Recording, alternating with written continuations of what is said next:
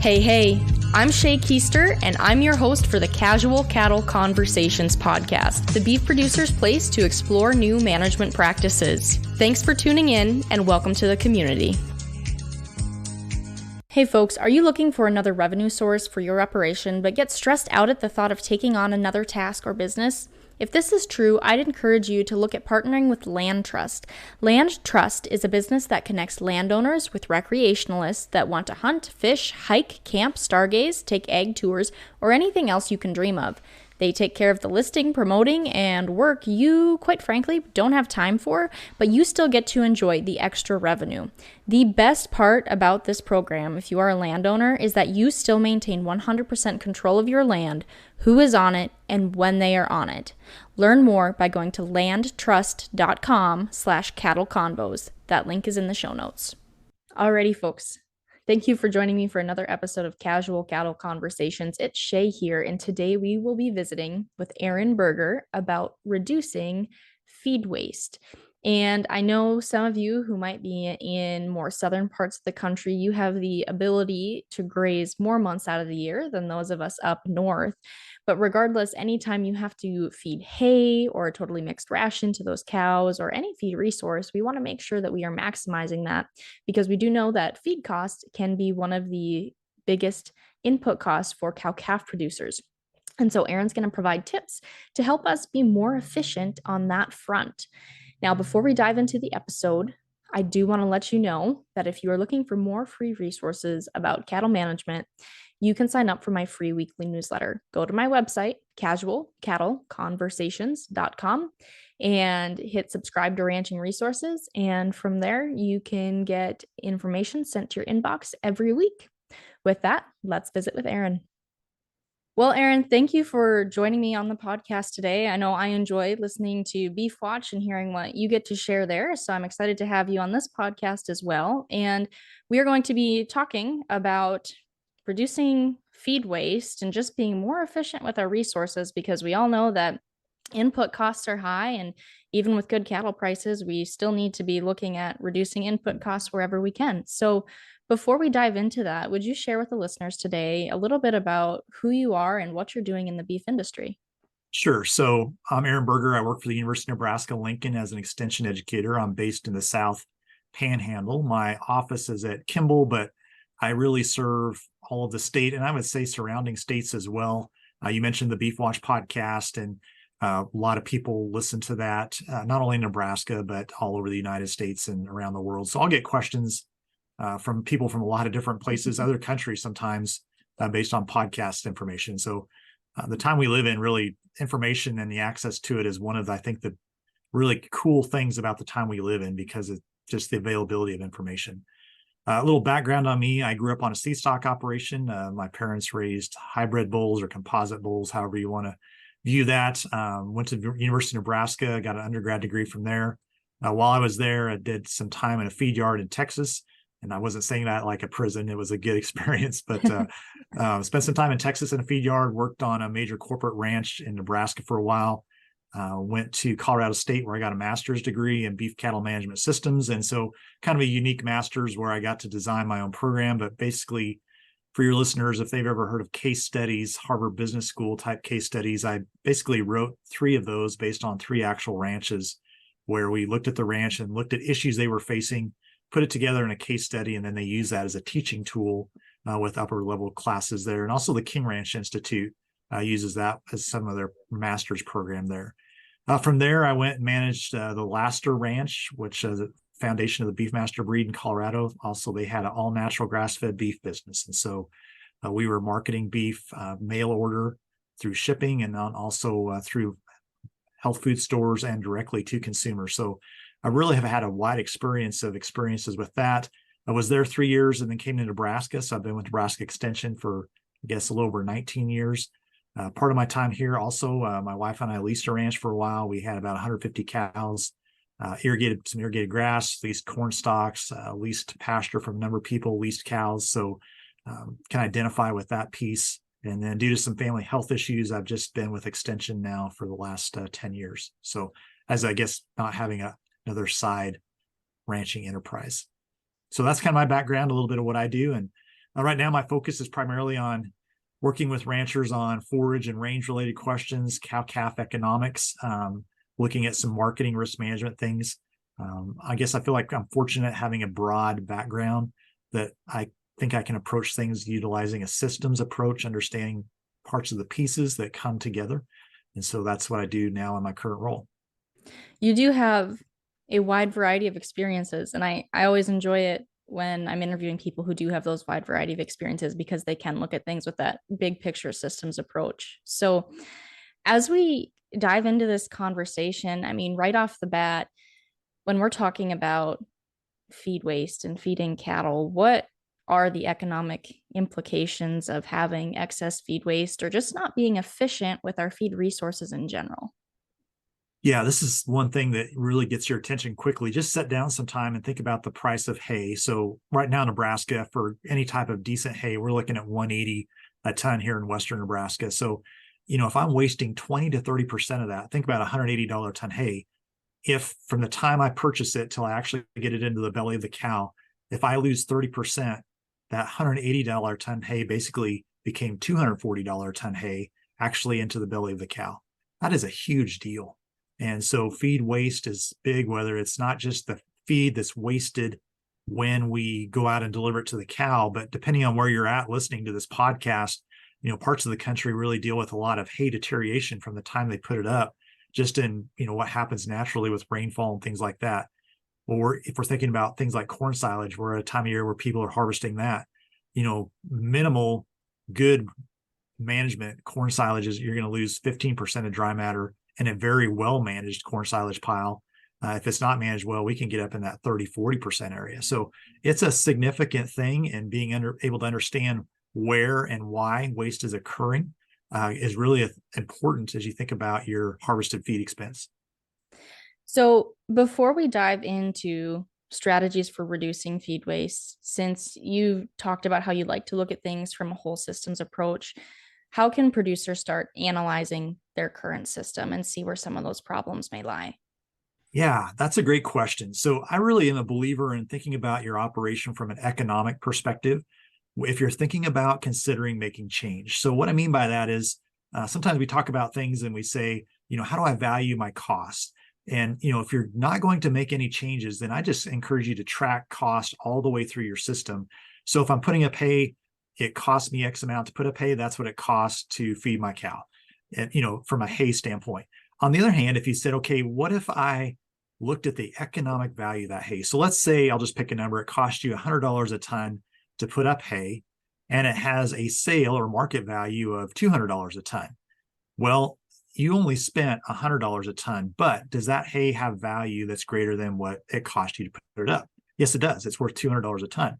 So if you're trying to think about how can I improve profitability on the operation, you might say, well, it only cost me $100 a ton to put up the hay. That's what I'm going to charge the cows. And that's fine. But if I'm thinking about where do I capture more value in my operation, if I'm only charging my cows $100 and the market value is $200, am I in effect subsidizing my cows with hay that I'm not getting its full market value for?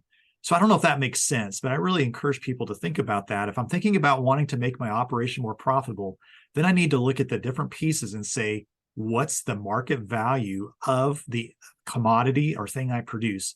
And I need to think about, am I capturing or am I recognizing the value of that throughout my operation? Same thing with grass. If I'm growing grass, it has a market value. I could lease that grass to somebody else.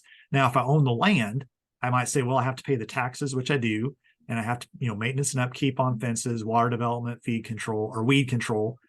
But if I say if I own land, I don't have to own cows. So what's the market value of the grass I produce? If my cows were asked to pay market value, could they do that and still be adding value to that and make a profit? If they can't, and I'm really thinking about trying to be profitable, then I have to ask, how can I change my system?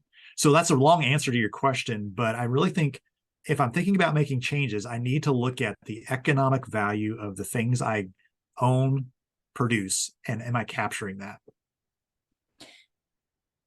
So, with that, are you thinking producers are miscalculating their break even sometime by not factoring that in? So I think there's two ways to look at this again. From a from a strictly cash cost, what does it cost me? What am I, what do I have to write a check for? I think sometimes people don't know that number, and they're coming up with it only costs me, let's say it costs me $100 a ton to put up the hay. So that's what I'm going to charge myself. And again, I think that's fine if you're just saying it costs what it costs. If I want to be more profitable, then I need to ask, am I capturing all the potential value? And if I'm providing hay that costs me $100 a ton to my cows, because that's what it costs for me to put it up, but it has a market value of $200 a ton, maybe economically it'd be better for me to not own cows and sell hay. Now, already I can see some listeners being like, I'm not going to do that. And I get that, right? But I then should ask the question, well, what if I wasn't putting up hay and I had to buy hay? Could I make my cow enterprise work? So you just want to be fair with yourself, because really, I think sometimes we forget as farmers and ranchers, we're really asset managers, we're business managers. Another business that they're looking at their assets, they're trying to figure out how to capture value. How do I get more value? How do I get more of what we produce to have value in the marketplace and then get more of that value? And I think for a lot of farmers and ranchers, they need to do that. Now to circle back. So if I'm looking at my annual cow cost or my cost of production from an economic perspective, then I say you need to value your hay at market value. You need to value your labor at market value. So if you're going to go, a lot of people say, well, I don't pay myself. Well, that's a problem. You should pay yourself. You should pay yourself what you're worth. Because if you're not, you're actually subsidizing your cow herd with your free labor. You wouldn't go work for someone else for free. Same thing with your money. Would you make someone an interest-free loan? I'll ask people that, hey, would you loan me $100,000 for next year? But one caveat, I'm not going to pay you any interest, but I'll give you your money back. Nobody's going to do that, right? But we do that to ourselves all the time in our business dealings. And so I think we need to be real with ourselves about our costs. And then from an economic perspective, if I value my labor, I value my money, I value my equipment, and what does my actual economic cost look like? So we're really kind of talking about two different things, and we want to be fair with ourselves about that, but also recognize the difference. And you'll see some numbers published. I'll pick on Cattle Facts, and sometimes if people self-report their numbers, they're reporting things they often write a check for. They're not reporting their economic value, if that makes sense, because they may not charge themselves labor. They're not looking at depreciation, not looking at any return on their investment in terms of capital. So those things you have to be careful about as you think about your farm or ranch operation. That does make sense, and I appreciate you circling through all of that. Now, do you have, off the top of your head, an updated average break-even cost for, say, your traditional commercial cow-calf producer? We'll say Nebraska, because I know it's going to vary region to region. So let's just say Nebraska for now. What is that updated number? Yeah, right now, if I put the numbers to it and I use current cow-calf, feed cost, opportunity interest on the capital investment in the cow, replacement cost, we're going to be pushing $12.50 per cow right now. And I shouldn't say per cow, that'd be per calf produced. So if I'm thinking about a 88% calf crop wean per cow exposed, we're probably looking around $1,250, $1,300 right now for a weaned calf. With, $1,500, $1,600 calves, we're going to be profitable this year. Now, there's some people that we look at that number, and Shay, as we were talking before we got on, you guys had 9 months of winter. A lot of people fed a lot more harvested feed this year than they normally do. And so for a lot of folks, I'm using kind of a long-term average with those numbers. Their costs this year actually are much higher because they were scrambling to find feed and buying whatever feed they could at a higher price this year. So my $12.50 number, with additional harvested winter feed costs, that may be closer to $1,350, $1,400 for some folks because of the winter this year. Yeah, absolutely. I mean, it was, even if you thought you had extra feed. I know we did until May got there and we still didn't have grass. Yeah. So, yeah. Yeah. Yeah. So I guess bottom line is it was an expensive year. If you just look at a production year from, let's say November till this coming October, the amount of harvested feed fed and the value of that, it was a big year in terms of cost for cow-calf producers. Absolutely. Hey folks, if you are enjoying this podcast and want to make sure that you never miss another episode, be sure to head to my website and click the subscribe to Ranching Resources tab.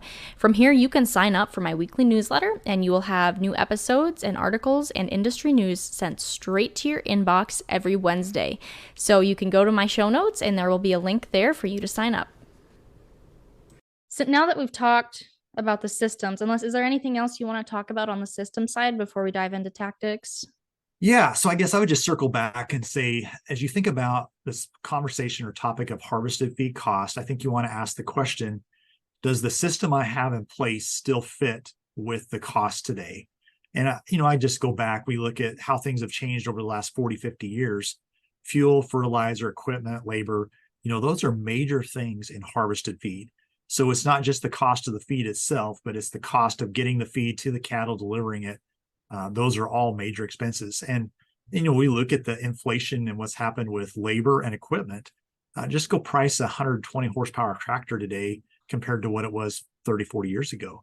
And so sometimes we have a system in place where maybe we have the equipment and we're doing what we have been doing. But if we look at, okay, now I need to go replace that equipment, all of a sudden our cost structure really is going to look different, because to update ourselves to be in the same management system in terms of our feeding plan looks a lot more expensive going forward than maybe it has historically. So I think what I would just ask is, does your current system still fit the economic environment that we're in today compared to maybe what it was 30, 40 years ago? Sometimes things have changed drastically. Maybe we need to rethink what we're doing and why. Could we be doing something different? So I think that dovetails into then thinking about the feed waste question. Does my current system in terms of what I'm feeding, is that really the best for the resources available to us? If I think it is, then we can talk about, okay, how do we manage that well? Yeah. So let's dive into the feed waste side of it and some different strategies for reducing that. So I kind of want to talk about at least two different sides of it, because there are some producers who are taking bales out every day, or maybe they're already bale grazing or doing stuff like that, but they're feeding bales. And then there are producers who are feeding that totally mixed ration too, which are two different types of feeding. So let's start with those producers who are focused more on just taking out those grass bales with alfalfa or whatever, but just the bale grazing side of it. So how can they reduce some of their feed waste as they're feeding those bales? Yeah, so I think one thing for me that sometime you can look at extension publications is actually thinking about, okay, how much waste actually happens from the time the feed was cut. I'm thinking about harvesting, if you're harvesting it yourself, to actually get it in the bale, and then storage loss, whether that's storing it outside or however you're storing it, dry matter loss, and then the process from getting it to that point to actually getting it into the belly of the cow. So there's a lot of different steps along the way where we could have waste occur.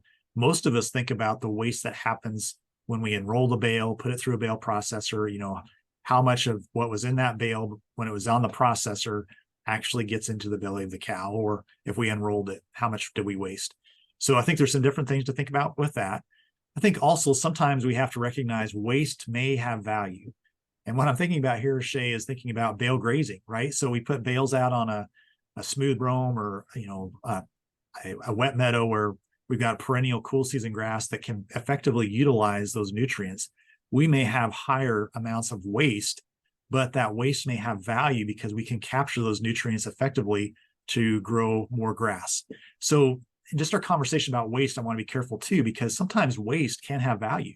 And even the concept around bale grazing. So if I'm bale grazing and I'm having waste in an area where we can capture those nutrients and grow more grass, it may not be that big a deal, or it actually may be not that costly. But if I'm, feeding out on a pasture where I'm not really capturing the nutrients very effectively, or especially if I'm feeding in a dry lot and I'm not capturing those nutrients very effectively, then that waste becomes much more expensive. So again, that's part of that systems question. So just thinking about waste, I think, let's talk about hay. Quality of hay obviously makes a difference in waste. So if I sometimes see this, people will bring me a hay sample, and I'll pick on sorghum Sudan because we have a fair amount of that here. Sometimes you can get really big stems on that, and it's less expensive to buy. But if you actually look at how much gets into the belly of the cow, you'll go out, you'll see a lot of waste on the ground. So you need to recognize, what's happening with that. They're not consuming it. Some people are thinking about unrolling bales. I think if you're going to be feeding hay daily, am I feeding the amount that's needed to meet the animal's needs? And is it adequate in terms of what I'm delivering? And then how much are they not getting in there? How much are they not consuming? So, lower quality hay, sometimes they'll waste more. that can actually be more expensive than the higher quality hay because they're not eating all of it. So those are some things they're, thinking about feed waste. From a hay delivery standpoint, a lot of cow-calf producers, this is a secondary enterprise, and I get that because I've got that experience personally. And so sometimes people might be feeding hay from the hay that the cows need, and it's supposed to last 2 or 3 or 4 days. Well, if you're unrolling a bale or putting it through a processor, there's going to be more waste just because cows are going to lay on it, defecate on it, things like that. So there's different ways to do that as far as taking bales out. We could transition and then talk about, feeding in a bale ring or things like that in a dry lot. Some really good data out of Oklahoma. If your listeners want to go look at that, some studies done there looking at feeding bales and bale rings. Bottom line, a bale ring with a skirt on the bottom or what they call a cradle type feeder is going to be the least waste. Some of those open ring feeders, their data would say have more waste. The other thing I've worked with some producers on is actually limiting access to the hay. So some good data out of Illinois and out of Minnesota where maybe you actually restrict access to hay and bale feeders for as little as 3 to 6 hours. You think about cows, they'll eat what they need, and then maybe if they're standing around, what are they likely to do? Well, they're going to probably lay down and chew their cud, or they'll go to the hay feeder, they'll pull out a mouthful, they'll kind of walk around. And we've all seen that around bale feeders where you got this, a lot of feed on the ground, they're stepping on it. So, combination of the type of bale feeder you use, and then also could you limit access can be tools to reduce waste in a feeding situation where you're feeding round bales in a feeder.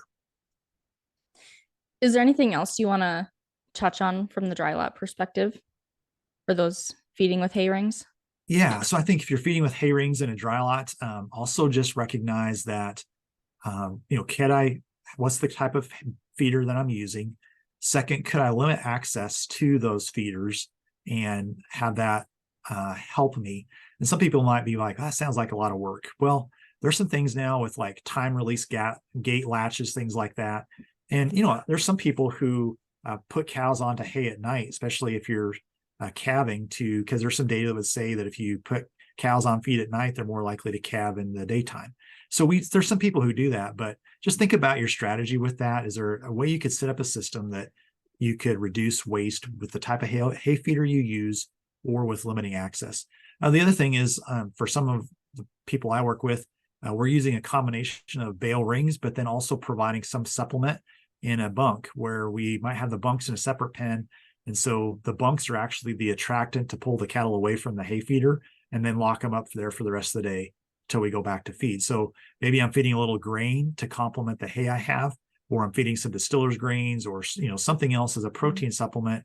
And then also including something like an ionophore like rumensin that improves feed efficiency. That's another way to reduce hay use, hay waste. Awesome. Well, thank you for diving into that side of feeding cattle in the winter when we can't be grazing. So what about those folks who are feeding those TMRs? What can they do to look at reducing some of their waste? Yeah, so I think if you're in a TMR, you're thinking about waste, are you feeding in a bunk? What's the amount of bunk space you have? Thinking about, what's there. We're thinking about maybe the length of the grind. If we're grinding hay, if you're using something like corn stalks, and at least in Nebraska now, we're seeing that used quite a bit. So just how's that being ground? How's that being mixed? I'm really a fan, if you can, of having a wet component to your TMR, your ration, whether that's corn silage or wet distillers, or, even honestly, I've worked with some people where it's just putting a garden hose in there for a while to get some wetness to kind of tack that together, to help it cattle can't sort it as much. So you got maybe less left in the bunk. So those would be some thoughts there on a TMR perspective, from a cow-calf ration standpoint. Some people are using things like a chuck wagon, where they maybe don't have a vertical mixture and they're basically got beaters on a floor-driven chain. Just thinking about even your mix, how can you put some things together so that maybe cattle don't sort that as much and you get good consumption. And is that, I'm assuming, like you mentioned with the hay, like having like a bottom to those bunks helps. That's the same thing with the TMR to reduce waste. Yeah. So I think, having a bottom to the bunk, you have to be careful though, as you think about things. What does it cost me for the facility versus what is my cost of waste? And sometimes there's scenarios where uh, I see people feed under electric fence wire as their feed bunk, so to speak, because it allows them to move the cattle around. It allows them to spread the manure out. And sometimes, again, this is part of that system question, I think, Shay. Maybe it'd be better for me to feed a TMR out on the ground where then the manure and urine from those cows is being captured in an environment where the forage can grow versus in a dry lot scenario where I then I don't capture it very much because the urine volatilizes off the nitrogen that's there. We lose, we don't capture as much of the nutrients as if it was out on ground where we had a crop that would be growing. So that's part of that system question. And I want to circle back and be careful about thinking about waste because waste in the right situation may have value. I know that makes sense. That's a little different way of thinking about it. But yeah, if I'm in a dry lot, I don't want to have any waste because that's expensive. If I'm out on the ground where we can capture and use nutrients, then that waste may actually have value.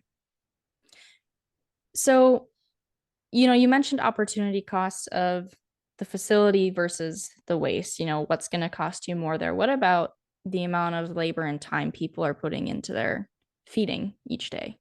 Yeah, that's a great question. And so, I think that's where it comes back to, things like bale grazing. You can give cows 3 days of worth or 3 days worth of feed, knowing I'm going to have some waste, but I'm willing to accept that because my cost of labor and equipment, or even windrow grazing, is much less.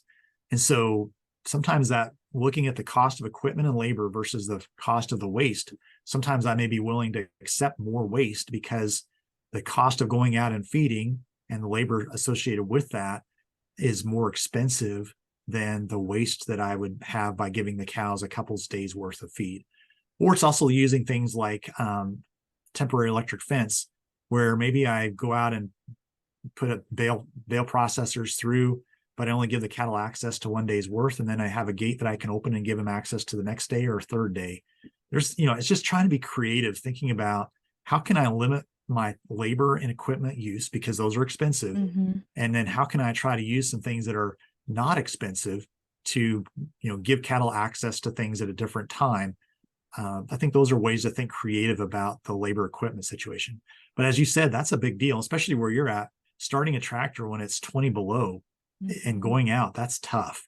And so could I find ways to put the feed out ahead of time, still limit waste, but not have to have as much labor and equipment? Yeah, fuel is expensive too when we're talking about inputs, and especially when it is colder, because it's not just starting the tractor and going about. You got to let the tractor warm up and everything that goes with it. And it's hard on equipment too. If something's going to break, it's going to be when it's cold. Maybe that's just us, but that's sure what it feels like. No, I mean, everything's cold. Steel's cold. Hydraulic fluid's cold. That's when things don't work like they're supposed to. Yeah. So, we talked a lot about, you talked about systems. We talked about for when we do have to feed that harvested feed, how to reduce waste there. How can producers look at being proactive to limit the amount of days that they are having to go out and feed from a grazing standpoint? What are some opportunities to look at there? Yeah, this is something I really enjoy talking about. I don't think we have enough time today. There's a lot of different ways you can do things. So I think it's really, again, thinking about what do I have access to in terms of resources? Is there something I'm maybe not using right now that I could, or could I change my system? So, I think, a lot of times the best thing to do from a cost standpoint is, can I graze without anything between that cow's mouth and the grass, meaning there's no equipment there. It's a perennial forage that's being grown without additional inputs of equipment, labor, fertilizer. That's often the most inexpensive way. Now, there's situations like where you're at where you get covered up with snow and you can't do that. So then I think the next question is there something like windrow grazing or stockpiled forage grazing that I can use? There's some people to the north of you, Shay, in Canada that are growing corn and grazing stockpiled corn through the winter. That's a totally different concept for most of us in the United States. We just don't even think about that. But there's some really cool stuff from my perspective being done in Canada on grazing standing corn. And when you look at the cost of that versus the cost of, like you talked about, equipment, harvesting, delivery, it's pretty cool what they are able to do. Even with like some summer fall calving cows, leaving calves on the cows through the winter, grazing stockpiled corn, providing a little hay access with that. So, I think all those things that are opportunities to find ways to try to reduce harvested feed costs still may be a harvested feed, but the way it's grown and the way it's delivered to the cattle is different. And so those are things I encourage people to think about. Awesome. Well, Aaron, as we kind of work towards wrapping up the conversation today, do you have any final thoughts that you want to share with the listeners out there?